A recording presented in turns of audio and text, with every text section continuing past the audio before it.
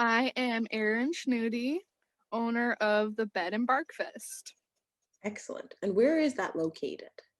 We are in Farmington, Michigan. Very cool. So can you tell me a little bit about it? What is Bed and Barkfest? We are a home-based dog boarding, I say facility loosely because it is literally our home, but we discovered that, nobody wants to put their dog in a loud kennel. We hear horror stories of dogs getting hurt or being scared for weeks after they leave. And so we started watching people's dogs in our house. And we also now do drop-in visits, dog walks, house sitting. We have become people's solutions to what their dog needs during the quarantine, what their dog needs when they travel, and Mm, what their dog needs to really thrive and be more social. that's really cool. Wait, so you mentioned the quarantine. So would you guys have been doing this if the quarantine hadn't happened? So the quarantine shut us down for a little bit, and because we do so much with people who are traveling. And then as we got further into it, everybody adopted puppies, including us. And there was this new need to Mm, socialize dogs because they are not in quarantine. They need to be able to meet other dogs, learn how mm. to have somebody come near them, learn how to be around somebody other than their owners. So we went from being fully booked, like this side hustle was overtaking our jobs, to quarantine having 3 months of bookings cancel within 1 week. Oof. And we were like, all right, we're really grateful we still have our other jobs. Mm. And we waited it out, got our own puppy, and then it turned into a whole different beast and has been even better than ever. And we love helping dogs socialize and live their best puppy lives. This is great. It sounds like dog therapy. Now I wish I was a puppy. Can that be like my new title? I love that. It's gotta be awesome. I do So like to say that I work hard so my dog can have a nice life. oh This is part of the danger zone. boy. I hear I know. barking. Kelly loves our neighbors, and so she is trying to say hello to the neighbors. Sorry. Oh. How did you have you always grown up with animals? Yeah, so we had a family dog growing up, and we love our dog. She was actually a timeshare dog. My aunt was moving to Europe, and we were just gonna watch her for a little bit, and then my aunt came home, and my mom said, "Well, you can take your dog back, but your nieces and nephew will probably never love you again." So we ended up having her full time. So then what do you find like exciting or most fun about what you're doing right now?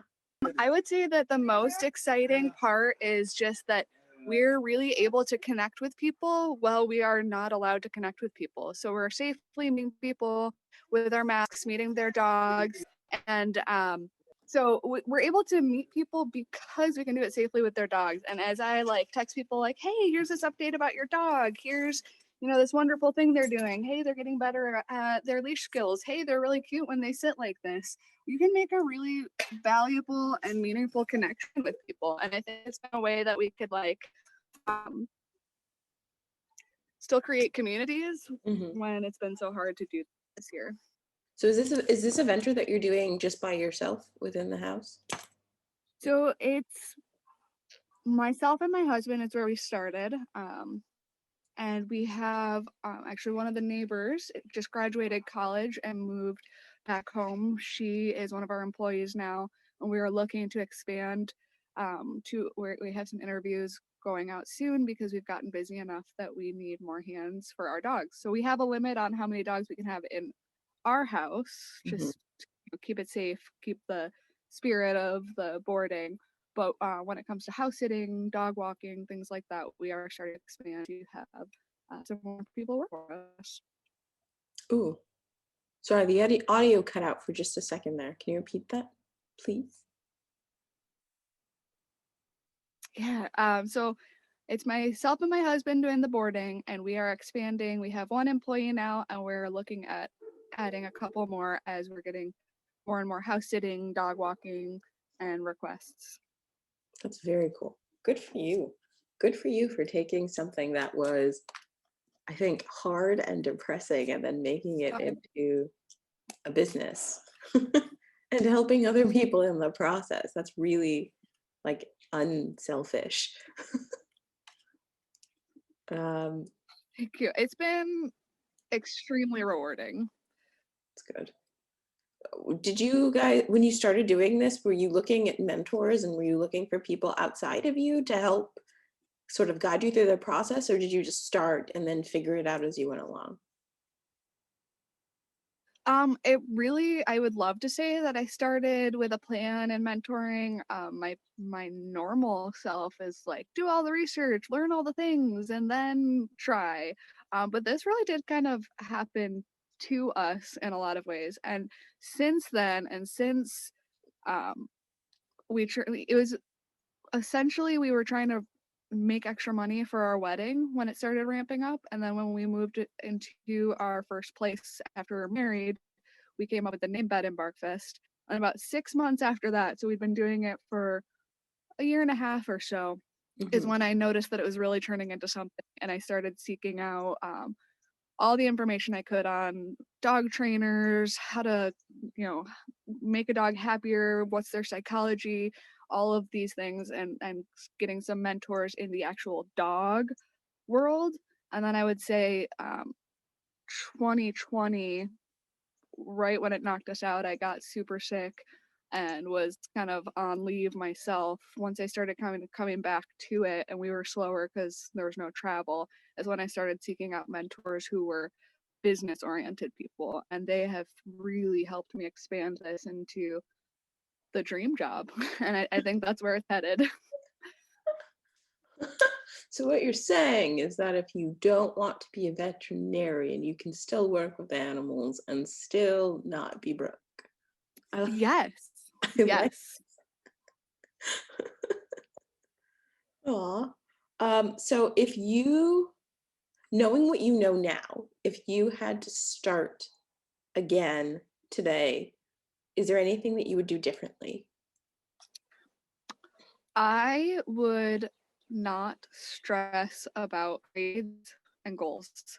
I think that that got me where I am, and I think goals are the best thing you can do for yourself in every aspect of life. I have like 10-year goals for my house, I have 10-year goals for my job, 10-year goals for where I want to grow my friendships, but I used to create them and stress myself out about, oh, I didn't do this by this age and I didn't do this by that age. Mhm. Um, and this is the timeline and the conveyor belt I'm supposed to be sitting on. I would definitely have allowed myself to pursue more of the things that I enjoy because that is where I am now, and it's a lot more comfortable to be in my skin not stressed than to be stressed. Yeah, yeah, geez. Well, okay, so we were talking a little bit about this before. Can you explain a little bit about what your background was before you got into this? Sorry, can you repeat Oh, that yeah, question? yeah. We were talking about this before, but could you talk a little bit about what you were doing before you started this business? Yes. So I we actually met going to a very rigorous high school, I guess is the best word for it. They Mhm. stressed grades, they stressed, you know, do well. I mean, I love that background. It was an amazing experience for me. Hopefully it was for you. Um, but I decided that that meant that I needed to be a doctor. And so I went into like health professional, health sciences, was looking at OT, PT, chiropractic, and Mm, ended up a personal trainer.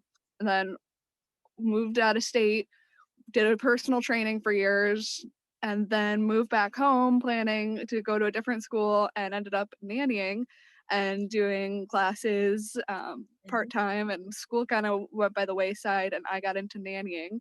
I've been a nanny for the same wonderful family for 7 years, um, and from the nannying gig is how I started working with people's dogs because they went, oh, that nanny who takes great care of those kids would probably take great care of my puppy. And Yeah, so none of the plans that I had starting out in my industry have been where I am now. Hmm. I wonder if we took a poll of all the people we graduated with, how many of them would say that that is also their story. I would love that poll, actually. I think that that's great. Let's throw that poll out there, see what happens. Okay, so is there anything that, so we touched a little bit on goals and how that those used to stress you out. Is there anything at the moment that's sort of any sort of fears or stresses that you're dealing with now and how you're working through them? Um, it's I feel like it's very different this year because Mhm. I have worked so hard to overcome the fears and the stresses, and I've really worked hard to cut out the places where that is going to trip me up. Mhm. So I would say I do occasionally have like one of my biggest fears is if we watch senior dogs. I'm like, oh, your dog's 14. Okay, great. This is totally gonna be fine, and nothing will happen to them. So I think my biggest fears come from like, what if something happens to someone's dog? I know how much they love their dog, whether it's oh, your dog needs stitches, or oh, worst case scenario, they're lost or on the side of the street or something like that. I have no idea how I would approach telling somebody on vacation that something's happened to their fur baby. Mm. Well, I pray that that never happens for you. Thank That you. it'll all just be perfect, amazing all the time. I love that. Thank you. That's exactly what I need. We now have to go outside and do a dance to solidify this with the universe. I have to figure out what dance that is though. Excellent. Okay. Oh, So well, you probably don't know this, but I am a dancer now. I've been swing dancing for the past 10 years. ooh, So that's new since high school too. Also not something I thought I'd get into, and I love it. how did you get into that? I was living in Austin, Texas, where the plan was to be a doctor, which did not happen. But some friends took me to a dance, and in Austin, they have a dance, when it's not COVID, that meets once a week with upwards of 400 people who come out. Most of them are dressed in vintage Wow, swing era clothes, and they all do the swing dances, and there's bands and music and the whole culture, and almost every college town you go to has some sort of swing scene. So everywhere I've kind of moved around since then, I got connected with swing dancers. that's very cool. That's very cool. Is it something post-pandemic that you'll keep up with? Yeah, absolutely. I'm on a board for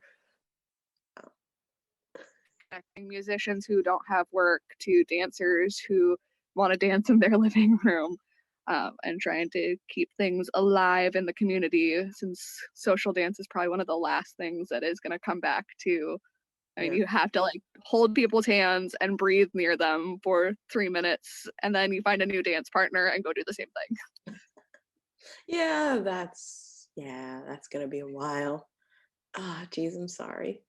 Thank Almost you. there though. Almost there. Hopefully the end of the year. Hopefully at the end of the year this will be okay. We're so knock on something, but yes. The desk is actually made of wood, thank you. Excellent. Okay. So do you ever have times where you feel like you're not confident or ready or worthy? Because we talked a little bit about some of the stresses before. Are there ever times when you feel like that while you're working through your business or just in general? Yeah, so interestingly, one of the big differences between my husband and myself is where our confidences are, and like they line up in a way that I think, partner super well in pushing each other towards where we think we can go. So Mhm. he is a classic oldest, and if he doesn't think he can do it perfectly the first time, he um oh, we just lost our power. Oh, no. I am hoping this won't affect my connection, but it might. Mm. Um, I can still. so he's the classic oldest and tended not to try something new unless he was perfect at it. I'm the classic baby who goes, if somebody can try it, it might as well be me. And we've figured meet in the middle and like not me, he helps me not take on too much and I help him go, no, we can do this. Let's get there. And we try and keep that balance for each other because I definitely in my overconfidence be like, oh, I can do this for you, I can do that for you, and end up being sort of that people pleaser and have Mhm. 12 dog walks and burnout central for me. And so he helps like let's keep these goals A, B, C, and my A to Z goes, yeah, we can do this. So we just try and find that balance together. So I think that when I burn out, I get stressed and lose my confidence, and having somebody to keep me from getting to that burnout point has been my best way of this being probably my most relaxing job I've ever had. If you could give advice to somebody else who is on the same career path as you right now in building their own business and working with animals, what advice would that be? So, one thing that you touched on, I would look for mentors earlier and look for people who are doing not even necessarily what you want in the industry, but what you want in general. So, find people who love their insurance agency and talk about it all the time. Find people who love their um, any other career and who are on a path of like letting people know on Facebook, who have like presence that you want to copy, and start talking to them and ask them what they have done to get there. Mm, I think it's super important to make goals that you can't reach. And hear me out for a second. If you set your goals super high and have a lot of drive and big pictures, even if you don't hit all of them, you're going to get further than you thought you could. So I often will tell people, hey, if your goals are too easy, you didn't set goals, you made a to-do list. So I mm, think that you need to just always be looking for that next step above what you think you can do. And that's where all the great entrepreneurs look back and go, yeah, actually, I didn't think I'd be here. And all the books that I read on building a business and, hey, we started with $100 and now we're, Airbnb. Uh, they started with that, like, let's go bigger than what I thought I could.